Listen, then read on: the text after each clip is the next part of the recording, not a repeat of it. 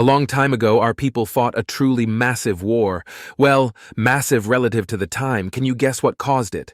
Maxwell asked the Goslian High Lord. I doubt it, the Goslian replied as the pair walked through the tree garden on the Goslian homeworld.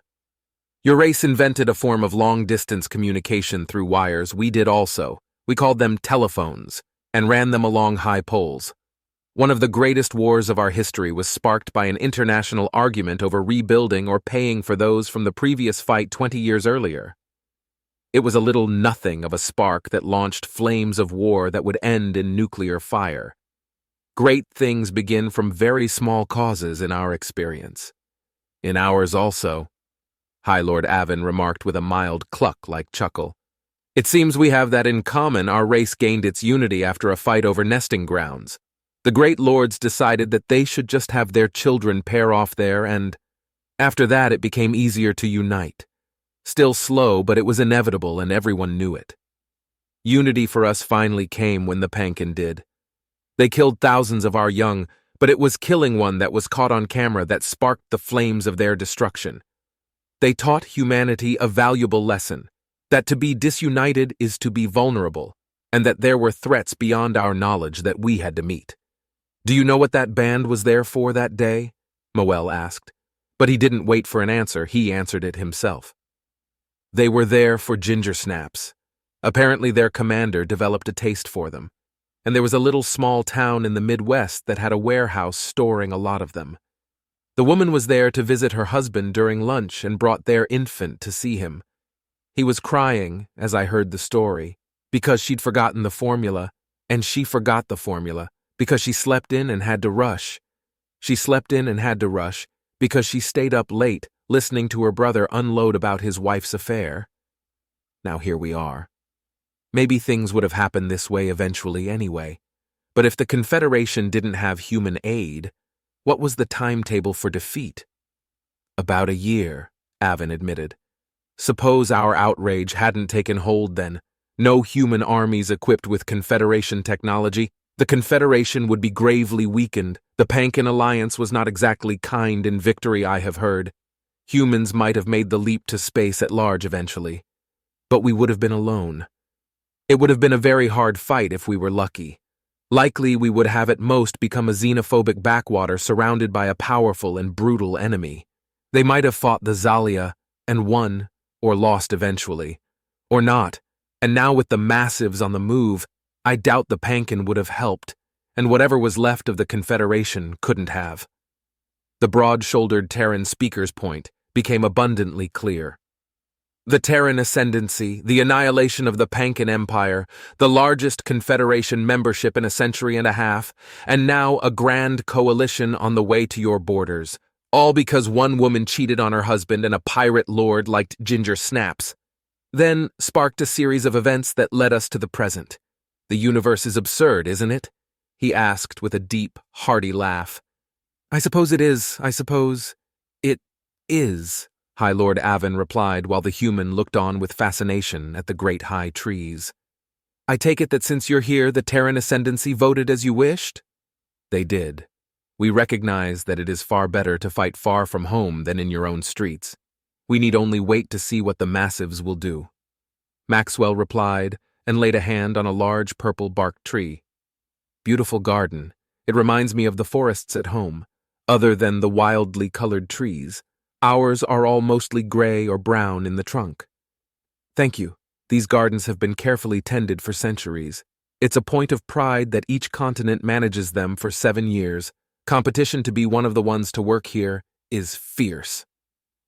The High Lord preened a bit at the praise. Meeting the former admiral in person was proving to be a unique experience. What do you have on the way already? The High Lord asked.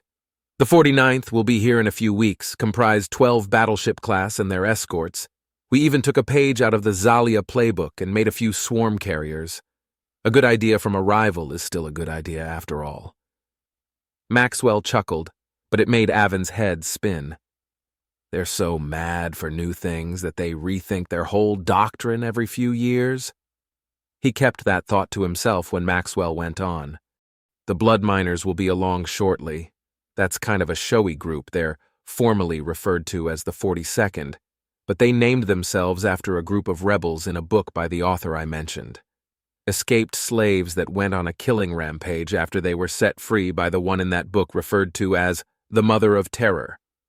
They paint their ships red and focus on encircling their prey to bring them down.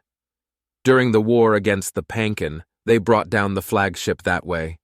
We'll have several more inbound over the next few weeks beyond that. The Massives could destroy a number of border worlds before then if they struck tomorrow. High Lord Avon looked up at the green sky overhead with a shudder. We will have to hope they don't, but if it helps. Maxwell then handed the High Lord a tablet, and the feathery figure swept through the data on screen. That many? He asked with dismay. I just got word a little while ago. I'm sure that information is on the way to you already. I admit you may lose the border worlds, but by the time they're done there, the whole quadrant will have showed up for the fight. And if it comes down to it, we'll help you rebuild, even if we have to use the bodies of the Massives to make bricks, Maxwell said, and put a hand up on the slender avian leader's shoulder. Any response he could have given was cut off when both of their communicators went off at once. The two traded wide-eyed looks that crossed the boundaries of species, and then as one, they answered their devices. The sound was horrific. Crashing metal and showers of sparks, the gouts of flame were being fought, but even while the Goslian on the other end was screaming out his message into Avon's screen, the viewport beyond made it clear enough what was happening. A massive ship was in full view with its weapon ports glowing. A supermassive asteroid hollowed out and converted into a starship. The thing was pockmarked with the evidence of a futile resistance, as much as it was the little impact craters of countless eons of time. The transmission cut off a moment later. Maxwell's communication, however, continued. The Massives have just penetrated the Goslian border and destroyed the relay stations. Before communications were cut, they managed to transmit energy signatures, sir. This won't be easy. We'll make it a lot harder on them. A lot harder. Relay the vote to the Council. A quadrant-wide declaration of war on the empire of the Massives. When we're done with them, their language will be spoken only in hell. Admiral Iganati watched as the Goslian forward offensive became a defensive, and the defensive became a withdrawal. The withdrawal became a rout, and a rout became their last stand. They did as well as they could, but what is metal but weak stone? He watched the last ship begin to list, burning in space as the gas caught. It would burn out soon. Most of the others did too. The Goslians seemed to like their bird-like designs, and whether by artistry or accident, they intuitively designed their craft like a bird, with the bridge at the head instead of buried deep within. Their ships soared compared to the way the Massives seemed to tumble forward, the interior gyroscopically balanced within the thick asteroid rotation. It created a naturally cycling armor and made their ships' weapons and systems very hard to pierce. They have other fleets, Admiral. This was only the forefront of their defense. The first officer replied as the first Goslian planet came into view. The Admiral ignored that. Population, he asked. It's only a colony world, not even 50 years old. 20 million mainly concentrated on a single continent and 6 cities, the first officer answered. Remove them, the Admiral ordered. The Admiral did not watch the button being pushed. Instead, he zoomed in on the view screen as broken hulks of the forward fleet tilted off and crashed against the asteroid-turned ship. His view of the Goslian cities showed a disgusting mess of greenery, trees, and other hideous things, and after a mere few seconds, the fire of their weapons began to cleanse the Goslian cities. The avian race ran, of course, or tried to, but the devastation of the withering fire reduced the cities to ash. What about the outlying communities, towns, villages? The first officer asked. Leave them. They won't pose a threat when our infantry finally hit ground. They can clean up, move on to the next world. He gave the order, and his fleet obeyed. 6 border worlds were burned of high population density areas in the days that followed, until the smoke of each world was visible from space itself. Nor was his the only fleet. A dozen light-years away, Admiral Ignol pushed the button himself, and down below, a furry species of the frozen tundras began to feel flames lick at their bodies. and another 100 million died either quickly or in pain, as the population was neutralized to make way for the invasion. It was a small, independent planet on the Goslian border, one of two occupied by a more recently spacefaring species. 800 light-years away, the Massive's largest armada began its move against the border worlds that encircled the outlying Zalian territory, and found the very first surprise. Admiral Igbalam turned his body to look down at his first officer. "Is that a Zalian fleet? It can't be? Can it?" The comm light came on. "Admiral of the Massives, the Zalian Queen warns you to turn back your fleet. Aggression will be responded to with aggression. You will go no further." The transmission cut off without allowing him the courtesy of a response. "Sir, the other border species have sent ships. This may not be the easy part." Igbalam thought that over. Briefings did indicate that some semblance of unity existed in this quadrant. Absurd as it sounds, they aren't of the same mountain. Tension hung in the air. His fleet began to curve out at the wings. On screen, the fleshy ships of the Zalia with their shiny carapace like armor, their undulating designs with their many forefront weapons, were complemented by the smaller ships shaped like triangles and bristling with small projectile weapons.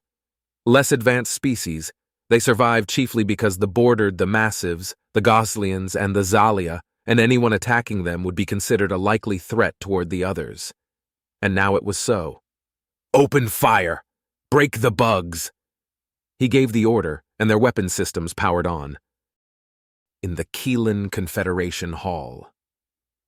The video of the Massives wiping out mass populations, a final transmission of a Goslian ship before the Maker themselves succumbed to whatever killed him in the black void of space, played before the entire quadrant. The motion passes, uniform war against the Massives until they have surrendered entirely. There will be no peace for one until there is peace for all. Maxwell's image said, and around the quadrant the cheers of approval went up. But nowhere, not on in the office of Galen, not even on the homeworld of the Goslians, was it more celebrated than on Earth. Not, paradoxically, because they loved war, but because the chance to fight it before it came for themselves again was presented. The wail of the mother's despair had become an almost cult-like symbol in the years since the war against the Pankin introduced humanity to the abyss at large. Human culture changed, between our children and the desolation of the abyss, became the slogan that brought human weapon research to the cutting edge as they studied the biology and structure of every species they encountered. How best to kill that one? It was the first question to be asked, and investment in ship technology, medicine, and production advanced to new heights. The fleets of humanity left Terran space weeks before the Massives launched their attack. Jump after hyperjump, they and the others advanced on the best possible position for a fight, ready to make a stand even if they had to concede a few worlds. But along the way, they did something else. Information is the enemy of lies, and if a man shows you who he is, believe him. They were not just Terran expressions. Some form of them existed on most worlds with intelligent life. To that end, small drones, barely the size of microchips, were fired toward the worlds that would need to be given up in order to buy time to gather their forces together. These drones did nothing more than record and transmit, and as they did so, they carried the stories of the xenophobic Massives out across the quadrant. Goslians, Ulusians, Kalanians, and they kept these transmissions going all the way through the destruction and through the landing of the infantry, the Massives' cleanup operations. The people could not be saved, but their stories were, and they were told, then retold, through video screens around the quadrant with a message added by the Terran's Grand Presider, translated into every language in the quadrant. "They are coming for you, too. Will you let them?" Weeks became months as the Massives and their supply ships and replacements conducted campaigns of destruction. Zalia and neighbor world raids kept the two fleets constantly at odds. But the Massives were slowly pushing forward.